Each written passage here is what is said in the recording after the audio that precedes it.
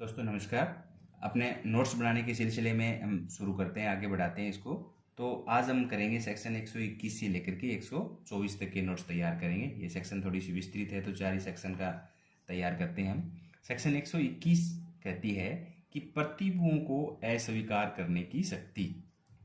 इसकी उपधारा 1 कहेगी कि मजिस्ट्रेट किसी पेश किए गए प्रतिभू को अस्वीकार कर सकता है या पूर्व में स्वीकार किए गए व्यक्ति को भी अस्वीकार कर सकता है, परंतु ऐसे किसी प्रतिभू को अस्वीकार करने से पहले उसकी उपयुक्तता के बारे में वह स्वयं या अधीनस्थ मजिस्ट्रेट से जांच करवाएगा।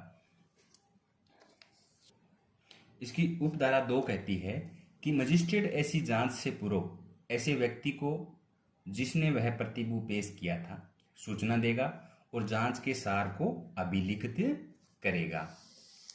अब इसकी उपधारा 3।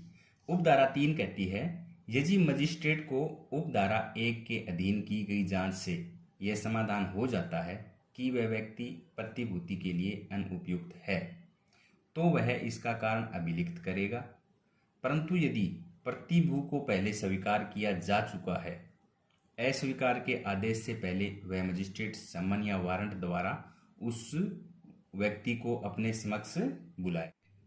सेक्शन 122 कहती है कि प्रतिभूति देने में व्यतिक्रम यानी कि चूक होने पर कारावास। इसकी उपधारा 1 का पहला पॉइंट कहता है यदि कोई व्यक्ति जिसे धारा 106 या धारा 117 के अधीन प्रतिभूति देने का आदेश दिया गया है प्रतिभूति नहीं दे पाता है तो उसे कारागार भेज दिया जाएगा जितना समय आदेश में लिखा जाएगा और उसे तब तक कारागार में रखा जाएगा, लेकिन यदि इस दौरान वह प्रतिभूति दे देता है तो उसे छोड़ दिया जाएगा। दूसरा पॉइंट इसका, यदि किसी व्यक्ति द्वारा बंद पत्र निष्पादित कर दिए जाने के पश्चात मजिस्ट्रेट को यह समाधान हो जाता है कि उसने बंद पत्र को भंग किया है तो ऐसा मजिस्ट्रेट कारणों को अभिलिखित करने के बाद उसे गिरफ्तार करने का आदेश देगा और बंद पत्र की अवधि समाप्त होने तक निरुद्ध रखा जाएगा। अब इसकी उपधारा 2। यदि मजिस्ट्रेट द्वारा किसी व्यक्ति को 1 वर्ष से अधिक अवधि के लिए प्रतिभूति देने का आदेश दिया गया है और वह प्रतिभूति नहीं देता है तो उसे तब तक जेल में निरुद्ध रखा जाएगा जब तक कि सेशन न्यायालय कोई आदेश ना दे। अब इसकी उपधारा 3। उपधारा 3 कहती है जो व्यक्ति इसलिए कारावास भोग रहा है कि वह प्रतिभूति नहीं दे पाया तो उसे ज्यादा से ज्यादा 3 वर्ष तक की सजा दी जा सकती है। अब इसकी उपधारा 4। उपधारा 4 कहती है यदि ऐसी कार्यवाही 2 या उससे ज्यादा व्यक्तियों पर की जा रही है तो और किसी एक का मामला उपधारा 2 के अधीन सेशन कोर्ट में भेजा गया है तो बाकी पर भी ये आदेश लागू होंगे यदि मजिस्ट्रेट अलग से कारणों सहित आदेश ना दे। अब इसकी उपधारा 5।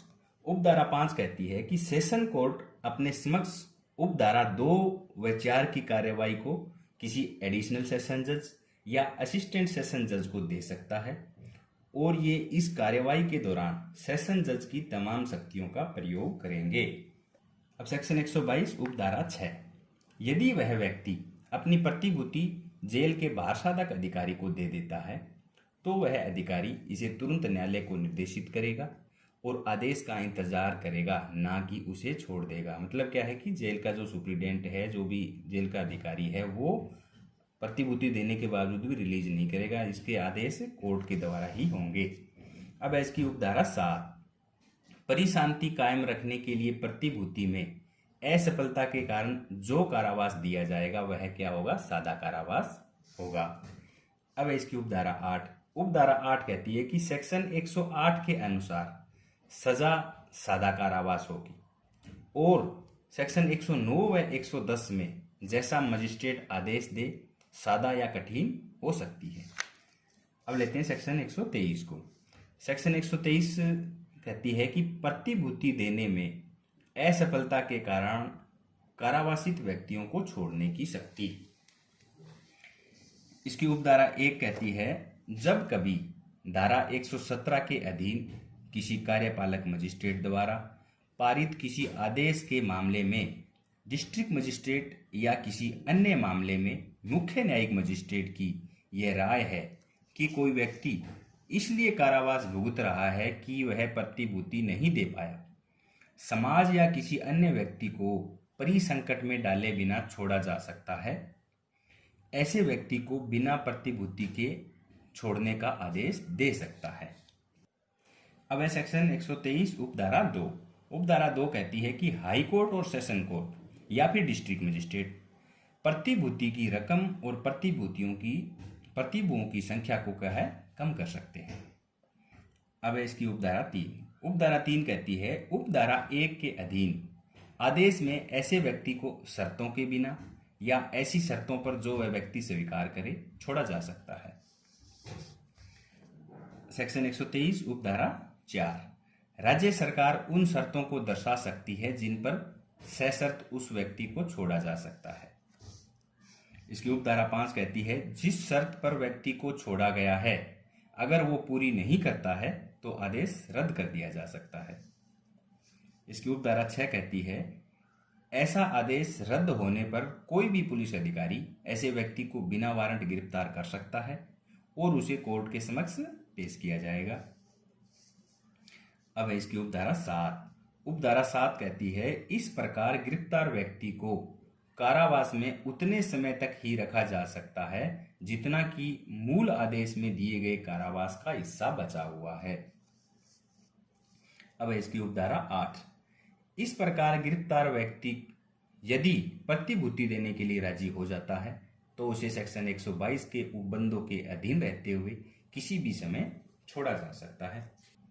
सेक्शन 123 की उपधारा 9। उपधारा 9 कहती है हाई कोर्ट और सेशन कोर्ट परिशांति कायम रखने व सदाचार के लिए दिए गए बंद पत्र को किसी भी समय पर्याप्त कारणों को अभिलिखित करने के बाद रद्द किया जा सकता है।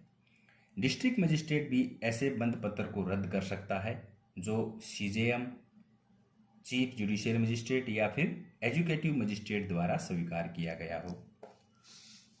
इसकी उपधारा 10 कहती है कोई प्रतिभू यानी कि जमानती जो किसी अन्य व्यक्ति के शांतिमय आचरण या सदाचार के लिए प्रतिभूति देता है वह किसी भी समय ऐसा आदेश करने वाले कोर्ट के समक्ष इसे रद्द करने के लिए प्रार्थना कर सकता है। उसके बाद न्यायालय ऐसे व्यक्ति को अपने समक्ष हाजिर होने के लिए सम्मन या वारंट जारी कर सकता है। अब है सेक्शन 124। सेक्शन 124 कहती है बंद पत्रों की शेष अवधि के लिए प्रतिभूति। इसकी उपधारा 1 कहती है जब वह व्यक्ति जिसको हाजिरी के लिए धारा 121 की उपधारा 3 या धारा 123 की उपधारा 10 के अधीन सम्मन या वारंट जारी किया गया और वह कोर्ट के समक्ष हाजिर हो जाता है तो उसे शेष अवधि के लिए बंद पत्र निष्पादित करने का आदेश दिया जाएगा। इसकी उपधारा 2 कहती है ऐसा प्रत्येक आदेश जो धारा 120 से लेकर 123 के अधीन दिया गया है ऐसा माना जाएगा जैसे कि सेक्शन 106 या 117 के अधीन दिया गया हो। तो दोस्तों अपना ये सेक्शन 121 से लेकर 124 तक का वीडियो इतना ही था। उम्मीद है आपको अच्छा लगा हो।